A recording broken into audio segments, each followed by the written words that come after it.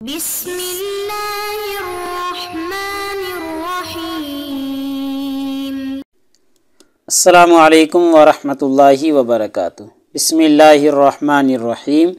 عزیز طلباء اکرام، ایم اے اسلامیات کے مضمون فقہ و اصول الفقہ کا آج ہمارا سبق نمبر 232 ہے، جس کا عنوان ہے کتاب النکاح کا الباب الثانی، اور آج انشاءاللہ ہم احداہما سے پڑھیں گے۔ یعنی مصنف نے پیچھے دو اشارہ کر دیا تھا کہ دو مسائل اختلافی ہیں، تو ان دونوں میں سے آج ہم پہلا شروع کریں گے۔ تو نیا سبق شروع کرنے سے پہلے ہم گزشتہ سبق کا خلاصہ دیکھتے ہیں۔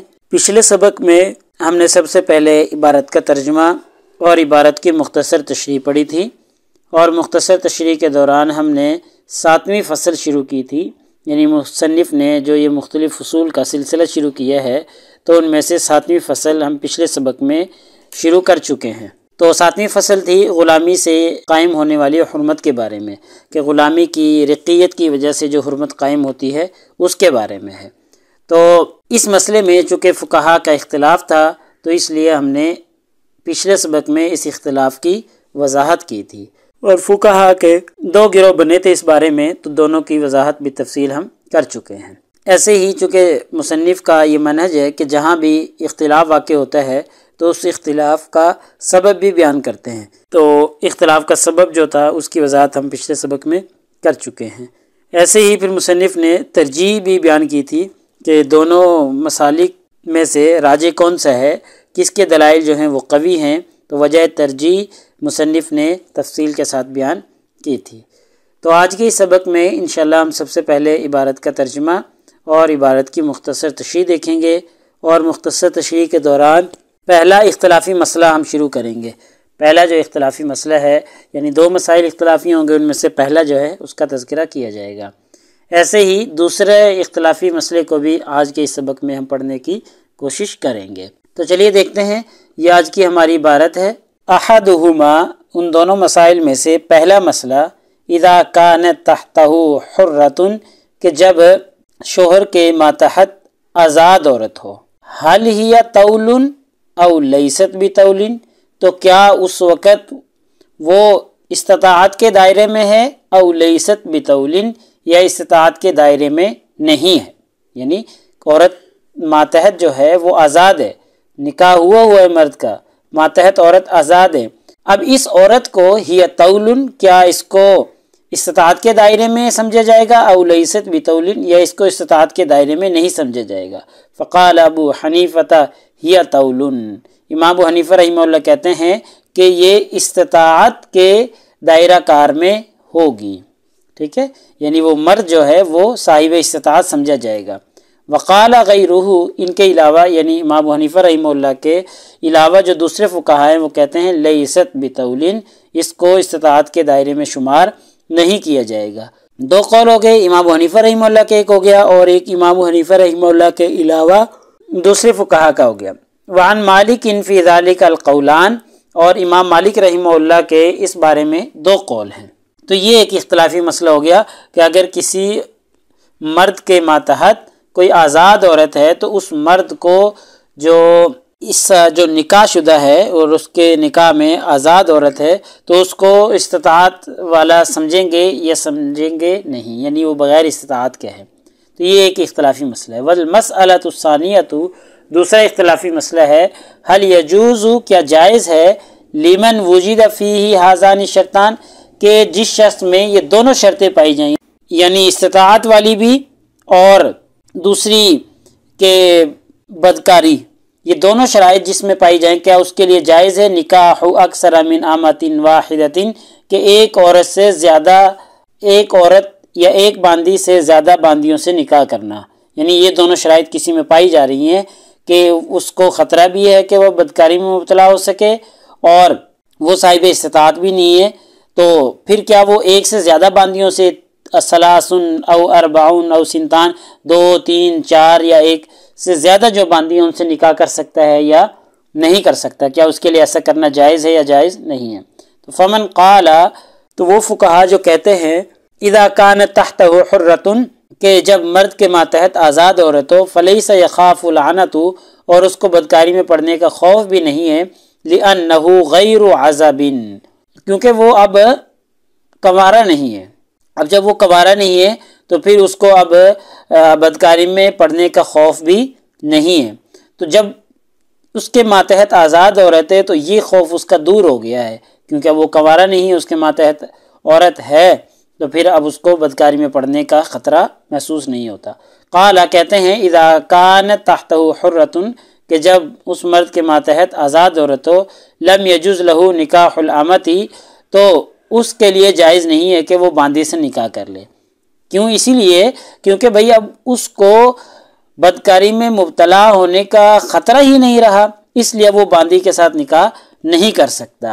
ومن قال، اور وہ فقہا جو کہتے ہیں خوف العنت، جو بدکاری میں پڑنے کا خوف ہے، انما یعتبر باطلاق، اس کا مطلقاً اعتبار کیا جاتا ہے، سواء کان عزبا، چاہے وہ کنوارا ہو، او متأہلا، چاہے وہ شادی شدہ ہو، تو دونوں صورتوں میں اس کو بدکاری میں مبتلا ہونے کا خطرہ رہتا ہے۔ یعنی ایک قول تو یہ ہو گیا نا کہ بھئی اب اس کو بدکاری میں پڑنے کا خوف نہیں رہا، جب بدکاری میں پڑنے کا خوف نہیں رہا تو پھر اس کے لیے باندی سے نکاح کرنا جائز نہیں ہے۔ اور ایک فقہا کے گروہ کا کہنا ہے کہ بدکاری میں مبتلا ہونے کا جو خوف ہے یہ ہر صورت میں برقرار رہتا ہے، چاہے وہ کنوارا ہو چاہے شادی شدہ ہو، دونوں صورتوں میں برقرار رہتا ہے۔ آگے دیکھیں، لِأَنَّهُ قَدْ لَا تَكُونُ زَوْجَةُ الْأُولَى، کیونکہ بعض دفعہ جو پہلی بیوی ہوتی ہے وہ رکاوٹ نہیں بنتی من العنت، بدکاری میں پڑنے سے۔ یعنی بعض دفعہ ایسا بھی ہوتا ہے کہ کوئی مرد، اس کی آزاد عورت بیوی ہوتی ہے لیکن پھر بھی اس کو بدکاری میں پڑنے کا خوف ہوتا ہے، بدکاری میں پڑنے سے پہلی بیوی مانے نہیں ہوتی، پہلی بیوی بدکاری میں پڑنے سے اس کو بعض دفعہ روک نہیں سکتی، تو اس لیے مطلقاً اعتبار کیا جائے گا، چاہے وہ کنوارا ہو چاہے شادی شدہ ہو، تو دونوں کا اعتبار کیا جائے گا۔ وَهُوَ لَا يَقْدِرُ عَلَى حُرَّةٍ، اور وہ آزاد عورت سے نکاح کرنے پر قادر نہیں ہے، تَمْنَعُهُ مِنَ الْعَنَةِ، جو اسے بدکاری کے خطرہ سے دور رکھ سکے۔ یعنی آزاد عورت سے وہ نکاح کرنے پر قادر نہیں ہے جو اس کو بدکاری سے روک دے، اور بعض دفعہ پہلی جو بیوی ہوتی ہے وہ بدکاری میں پڑنے سے مانے نہیں ہوتی، تو پھر کیا ہے، فَلَهُ أَن يَنكِحَ أَمَةً، تو لہٰذا اس کے لیے جائز ہے کہ وہ نکاح کر لے باندی سے، چاہے اس کے ماتحت آزاد عورت ہی کیوں نہ ہو۔ یہ ہے، یعنی فقہا کا دو جو ہے گروہ ہو گئے تھے، ایک کا کہنا تھا کہ ماتحت جب آزاد عورت ہوگی تو پھر نکاح نہیں کر سکتا، اور ایک کا کہنا تھا کہ نکاح کر سکتا ہے۔ تو اب دونوں نے اپنی اپنی وجوہات بیان کر دی ہیں، کیونکہ جو کہتے ہیں نہیں کر سکتے وہ کہتے ہیں کہ معنی موجود ہے، جو بدکاری میں پڑنے کا جو خطرہ تھا وہ پہلی بیوی سے پورا ہو رہا ہے، وہ خطرے میں اب مبتلا نہیں ہے۔ لیکن جو کہتے ہیں کر سکتا ہے باندی سے نکاح، وہ کہتے ہیں کہ بعض دفعہ پہلی جو بیوی ہوتی ہے وہ مانے نہیں ہوتی، اور وہ آزاد عورت سے جو نکاح کرنے پر قادر نہیں ہے، اور پہلی بیوی جو ہے، پہلی جو باندی ہے وہ مانے نہیں ہے، تو اس لیے وہ دوسری باندی سے بھی نکاح کر سکتا ہے۔ کیوں؟ لِأَنَّ حَالَهُ مَعَ هَذِهِ الْحُرَّةِ فِي خَوْفِ الْعَنَةِ كَحَالَةِ قَبْلِهَا، تو اس کی یہ حالت ایسی ہی ہو جائے گی، یعنی جو یہ بدکاری میں پڑنے کا خطرہ ہے، اس خطرے کی حالت ایسے ہی ہو جائے گی جیسا کہ اس کی شادی سے پہلے تھی۔ یعنی شادی سے پہلے جب اس کو خطرہ تھا کہ یہ بدکاری میں مبتلا ہو سکتا ہے تو اس کے لیے واجب تھا کہ نکاح کر لے، تو ایسے ہی اب بھی اگر اس کو خطرہ ہے بدکاری میں مبتلا ہونے کا، اب بھی خوف ہے، تو اب بھی یہی حالت ہے، اب بھی یہی حکم ہے کہ یہ پھر کسی دوسری باندی سے نکاح کر لے، یعنی ایک باندی سے اگر وہ خطرہ دور نہیں ہو رہا۔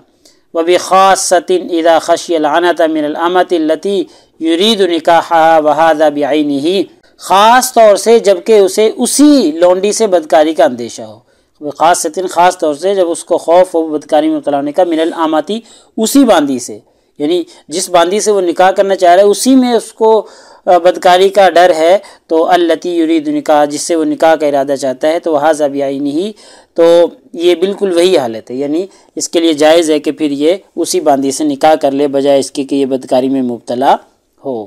تو بدکاری میں مبتلا ہونے سے بہتر یہ ہے کہ یہ اس کے ساتھ نکاح کر لے۔ بہرحال خلاصہ یہ نکلا ہے کہ دو گروہ بن گئے، ایک کا کہنا تھا کہ نہیں کر سکتے اور ایک کا کہنا تھا کر سکتے ہیں۔ جو کہتے ہیں کہ کر سکتے ہیں ان کی ابھی ہم نے دیکھ لی کہ بھائی جب ایک سے بدکاری میں پڑنے کا خطرہ دور نہیں ہو رہا تو پھر دوسری باندھی سے کر لے. کیوں کر لے بھائی؟ آزاد سے وہ نکاح کرنے پر قادر نہیں ہے تو دوسری باندھی سے کر لے، دوسری سے نہیں پورا تیسری سے کر لے.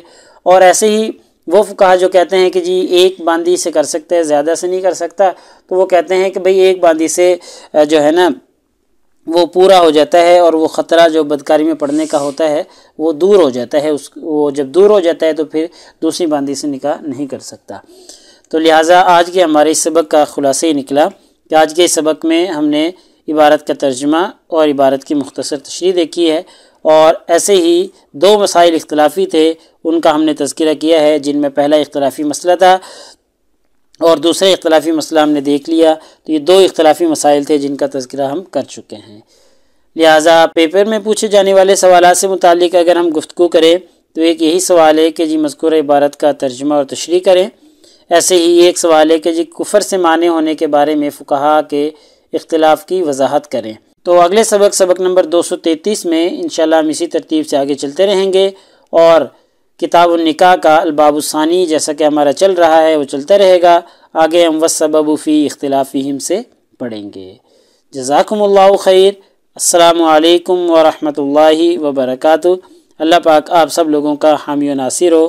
اگلے سبق تک اجازت چاہتا ہوں. اللہ تعالیٰ آپ سب لوگوں کو کامیابیاں اور ترقیاں نصیب فرمائے.